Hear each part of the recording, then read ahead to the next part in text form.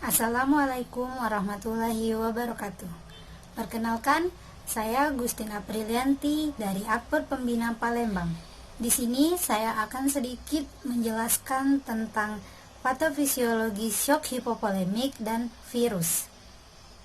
Baiklah, yang pertama adalah hipovolemik. Pengertian shock hipovolemik merupakan shock yang terjadi akibat berkurangnya volume plasma di intravaskular. Kemudian, kasus-kasus shock hipovolemik yang paling sering ditemukan disebabkan oleh perdarahan, sehingga shock hipovolemik dikenal juga dengan shock hemoragik. Kemudian, gejala-gejala klinis pada suatu perdarahan bisa belum terlihat jika kekurangan darah kurang dari 10% dari total volume darah, karena pada saat ini masih dapat dikompensasi oleh tubuh dengan meningkatkan tekanan pembuluh dan frekuensi dan kontraksi otot jantung. Secara umum, shock hipovolemik ini menimbulkan gejala peningkatan frekuensi jantung dan nadi, pengisian nadi yang lemah, kulit dingin dengan turgor yang jelek, ujung-ujung ekstremitas yang dingin, dan pengisian kapiler yang lambat. Kemudian, untuk memahami patofisiologi atau memahami proses terjadinya berbagai jenis shock, terutama shock hipovolemik ini, maka kita harus memahami fisiologi jantung, sirkulasi, dan sistem saraf. Lalu, untuk memeriksa penegakan diagnosis adanya shock hipovolemik ini, kita harus memeriksa pengisian dan frekuensi nadi, tekanan darah, pengisian kapiler yang dilakukan pada ujung-ujung jari, dan suhu dan turgor kulit. Shock hipovolemik ini juga dapat dibedakan menjadi 4 tingkatan atau 4 stadium. Stadium shock dibagi berdasarkan persentase kehilangan darah, sama halnya dengan perhitungan skor tenis lapangan, yaitu mulai dari 15 sampai 40%. Baiklah, itu saja penjelasan dari saya tentang patofisiologi shock hipovolemik. Kemudian, saya akan sedikit menjelaskan tentang patofisiologi virus. Yang pertama, virus berasal dari bahasa Yunani, venom, yang berarti racun.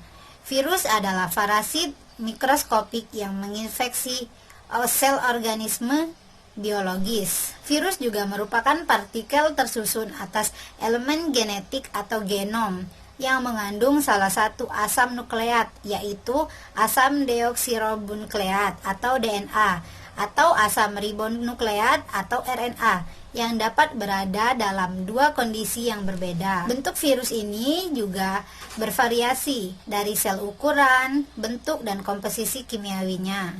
Bentuk virus ada yang berbentuk bulat, oval, memanjang, silindaris, dan ada juga yang berbentuk T. Ukuran virus ini sangat kecil, hanya dapat dilihat dengan menggunakan mikroskop elektron. Ukuran virus lebih kecil daripada ukuran bakteri. Virus juga memiliki sifat hidup dan mati. Kemudian, susunan tubuh pada virus, yang pertama ada kapsid. Kapsid adalah lapisan pembungkus tubuh virus yang tersusun atas protein. Fungsinya adalah membentuk virus, pelindung dari kondisi lingkungan yang merugikan, dan mempermudah penelanan pada proses penebusan ke dalam sel. Yang kedua ada isi, dan yang ketiga ada kepala. Di kepala virus ini berisi DNA, RNA, dan diselubungi oleh kapsid.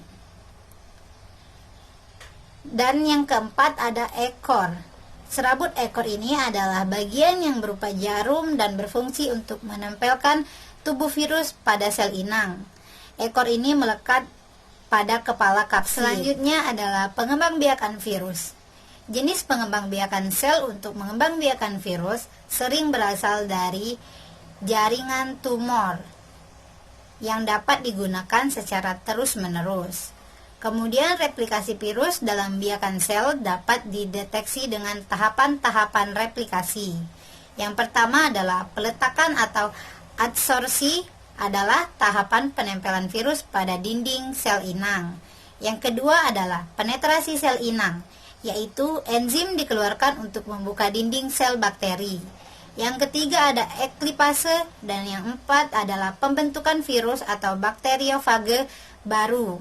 Dan yang terakhir adalah pemecahan sel inang. Selanjutnya adalah peran virus. Di dalam kehidupan virus, virus memiliki dua peran, yaitu virus sebagai mikroorganisme yang menguntungkan maupun yang merugikan. Adapun virus yang menguntungkan, virus berperan penting dalam bidang rekayasa genetika karena dapat digunakan untuk cloning gen atau reproduksi DNA yang secara genetis identik.